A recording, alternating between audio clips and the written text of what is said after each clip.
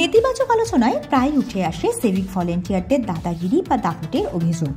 তবে পুরুলিয়ার বাঘমুন্ডি থানার চরিতা গ্রামের ললিত সূত্রধর যেন একেবারেই আলাদা চরিত্র।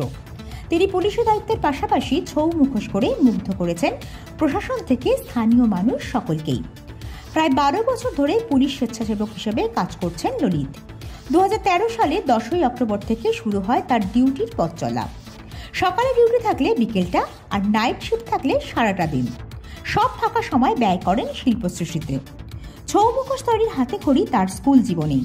মাত্র 15 বছর বয়সে বাবার হাত ধরে। ঠাকুরদারও একই পেশা ছিল।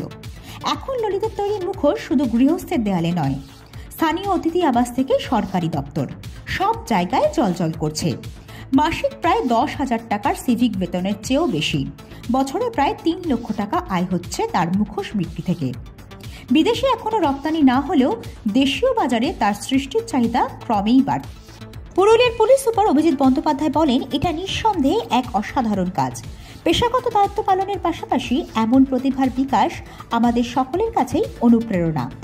আমাদের এই যে সিভিক ভলেন্টিয়ার যারা আছেন তারা ডিফারেন্ট কাইন্ড অফ আমাদেরকে পুলিশিং এর যে কোর পুলিশিং তাকে ফেসিলিটেট করার জন্য অনেক কাজ করে থাকেন। ট্রাফিক ব্যবস্থাকে তারা অনেক বেশি স্মুথ করে, that as well as information network আমাদের যে গ্রামের দিক দিয়ে আরও বেশি বিস্তৃত হয়েছে সিভিকদের মাধ্যমে।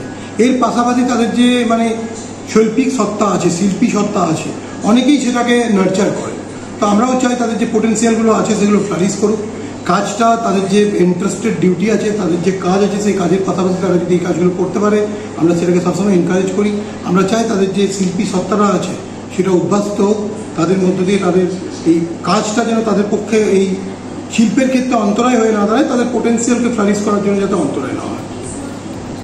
সিভিক ভলেন্টিয়ার একাধারে মুখোশ তৈরি করেন। তার কথায় ডিউটির পর যতটুকু সময় পাই বাবার আর ঠাকুরদার পরম্পরাকে আঁকড়ে থাকি। এই শিল্পকলার সঙ্গে নিজেকে কোনোদিনও আলাদা করতে পারবো না। বিষয়টা হচ্ছে এটা আমাদের বংশ পরম্পরা কাজ। এই কাজটা বংশ পরম্পরা চলে আসছে প্রায় 150 বছর ধরে। আর সিভিক পাওয়ার আগে আমি এই কাজে জড়িত আছি, তাই এই কাজ সিভিকের ডিউটি ফাঁকে এই কাজ আমাকে করতেই হয়। এই কাজ মোটামুটি আমি 20 বছর ধরে। এটা বাৎসরিক যদি দেখা যায় 3.5 লাখ টাকা। এইটার পিছনে 3.5 লাখ, এইটার পিছনে 3.5 লাখ না, এইটা মূর্তির পিছনে। কাজের মধ্যে যে বার্তা দিতে চাই বলতে, আমাদের ধরুন এই কাজ আছে বলে আমরা করি, কিন্তু বাকি যারা সিভিক আছে আমি বলবো যে ডিউটির মাঝখানে তারা যদি অন্য কিছু একটা ব্যবসা নিয়ে ভাবে তাহলে খুবই ভালো হয়। কেননা যে পরিমাণে আমাদের বেতন, সেই পরিমাণে তো সংসার চালানো খুবই মুশকিল। তাই এই কাজের ফাঁকে যদি কিছু অন্য কাজ করতে হয়, যার যেমন কাজ আর কি, তাহলে করতে পারে। করতে গেলে সংসার চলেও ভালোভাবে আর কি। ললিতের সাফল্যের পেছনে সমান ভূমিকা রয়েছে শ্রী মিতালি দেবীরও। তার হাতের ছোঁয়াতেই মিতালি ছৌ মুখোশঘর হয়ে উঠেছে চরিতা গ্রামের এক বিশেষ পরিচিতি। সিভিকদের প্রতিভার আলোয় উজ্জ্বল হচ্ছে গোটা জেলা।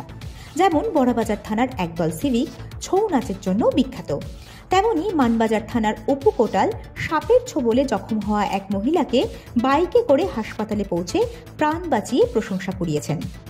ললিত সূত্রধরের শিল্পযাত্রা যেন সেই মানবিকতারই আর এক উজ্জ্বল উদাহরণ।